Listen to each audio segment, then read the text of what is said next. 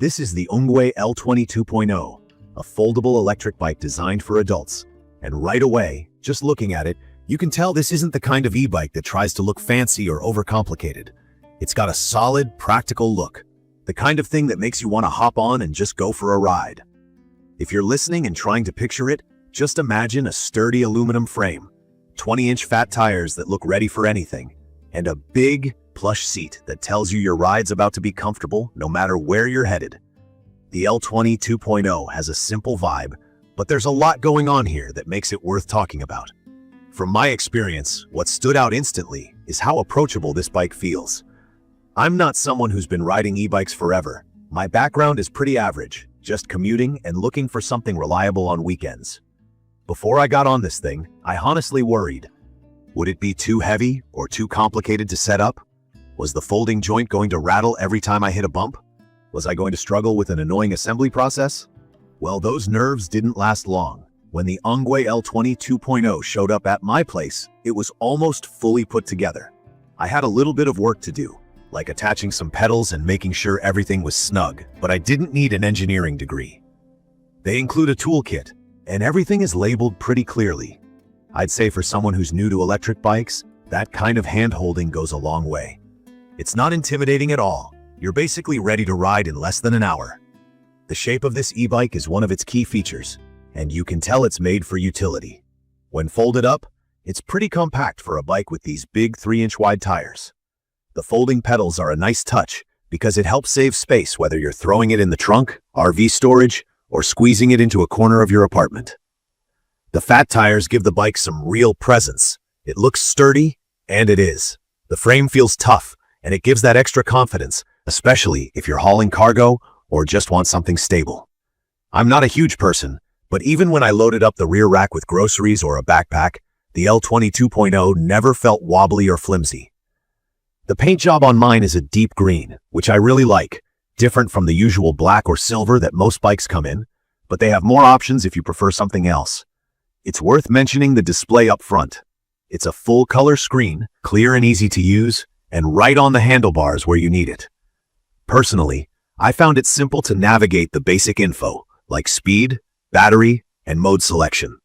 The only thing to keep in mind is that the screen isn't always super visible in direct sunlight, so if you're cruising during the brightest time of the day, you might need to shade it with your hand to double-check your stats. Not a huge deal for me, but worth knowing. Now getting into experience, the thing has a 750-watt rear hub motor, which means it's strong enough to feel punchy when you take off from a stop. It's got up to 1125 watts at peak, which is plenty for city riding, hills, and even light off-road trails. The torque is 75 millimeters, and for those new to electric bikes, torque is what gives you that feeling of oomph, especially when you're climbing. The power delivery is smooth.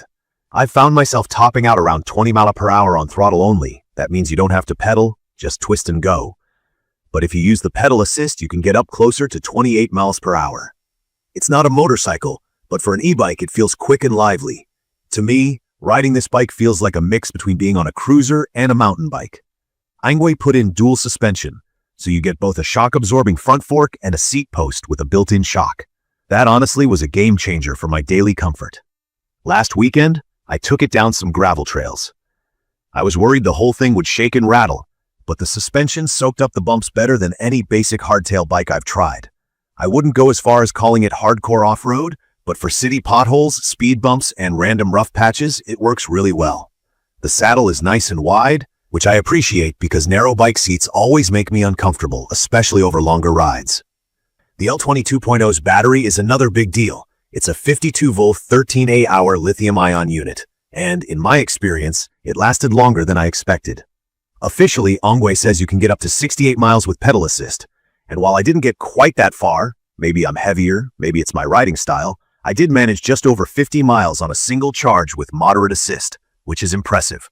Charging takes about 5 to 6 hours from empty, and the battery is removable, which means I just pop it out and take it inside to charge, instead of trying to awkwardly plug the whole bike in somewhere. If you're living in an apartment or don't have easy access to outdoor outlets, that's clutch. I do have a few worries. First, this isn't the lightest e-bike out there. At just under 70 pounds, it's definitely sturdy, but it's not something I'd want to carry up and down a lot of stairs every day. Still, for the build quality, I think it's a fair trade. The mechanical disc brakes are solid, but I'd love to see hydraulic brakes at some point for even smoother stopping, though at this price point, it's understandable. I noticed the brakes can get a little squeaky, especially after getting wet, but that's pretty normal for entry-level disc brakes. The noise, the motor is definitely noticeable, especially if you're pushing the higher pedal assist levels. If you're riding in a super quiet neighborhood or at night, people will hear you coming. It doesn't bother me, but if you really need stealth, just something to keep in mind. The speedometer seems to run about 1 to 2 mph too fast.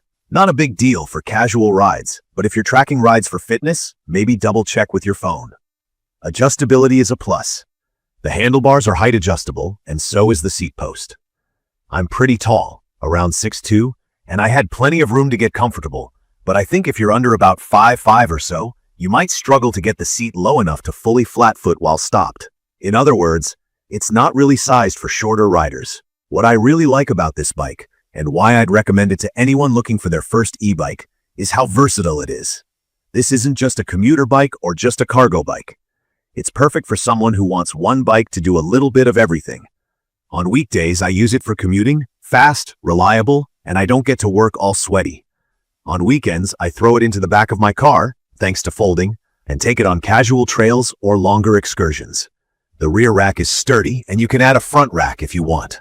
The fat tires mean I can handle rain, some sand, or rougher urban terrain without worrying about slipping. One thing I appreciate is ENGWE's customer support.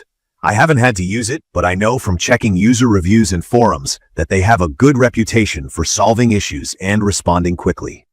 That makes me feel more confident, actually recommending this for friends. Because nobody wants to buy a bike and then get stuck if something minor goes wrong. In conclusion, I think the ENGWE L20 2.0 is an awesome entry into the e-bike scene, especially for the price. The power is more than enough for hilly areas or carrying extra weight. The battery life surprised me, and the comfort upgrades, like the suspension and adjustable fit, make a real difference. It's not totally silent or feather light, but for under $1,000, you're getting real value, reliability, and versatility. If you're thinking of picking one up, I definitely suggest checking out all the specs and maybe looking for a color you like best. For anyone who just wants an e-bike that works, doesn't feel cheap, and is actually fun to ride, this bike's a strong option. If you have questions, want to see more, or have your own experiences with ENGWE bikes, make sure to leave a comment below. And please hit subscribe if you found this quick review helpful. Thank you for watching.